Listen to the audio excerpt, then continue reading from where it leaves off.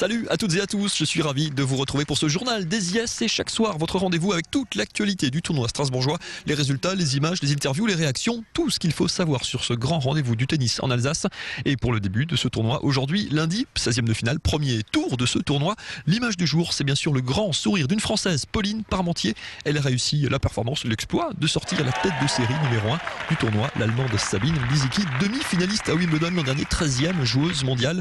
Pauline Parmentier, la Française qui s'est imposée en 2-7 et un peu plus d'1h20 de jeu, malgré quelques sursauts de l'Allemande qui avait déjà enchaîné les contre-performances à Rome la semaine dernière. La Française s'impose en 2-7, donc 6-4, 6-4 sur sa deuxième balle de match. Je vous propose de l'écouter tout sourire, évidemment, après sa victoire ici à Strasbourg.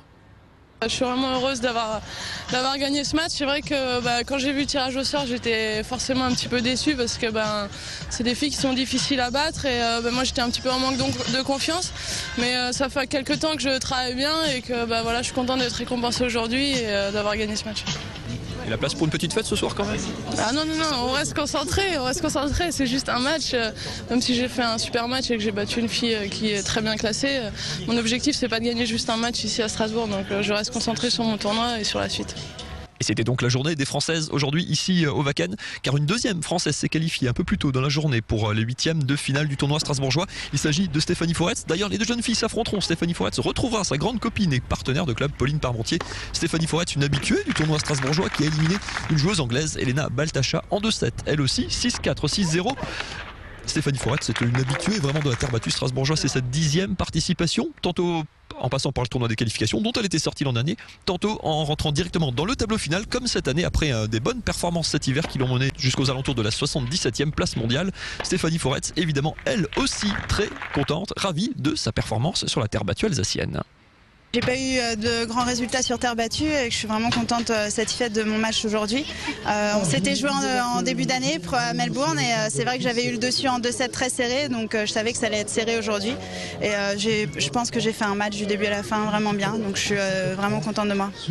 Stéphanie Foretz qualifiée pour les huitièmes de finale, Pauline Parmentier qualifiée. Deux autres Françaises étaient déjà en lice dans le tableau final. On les retrouvera demain, mardi, pour le deuxième jour du premier tour. Il s'agit de Virginie Razzano et d'Alizé Cornet.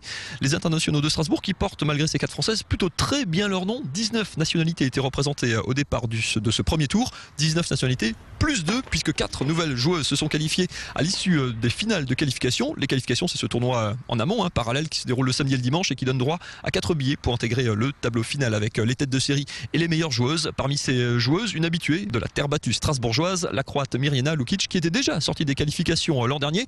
Un bon point pour elle, la touche glamour avec ses petites lunettes de soleil assorties à la tenue.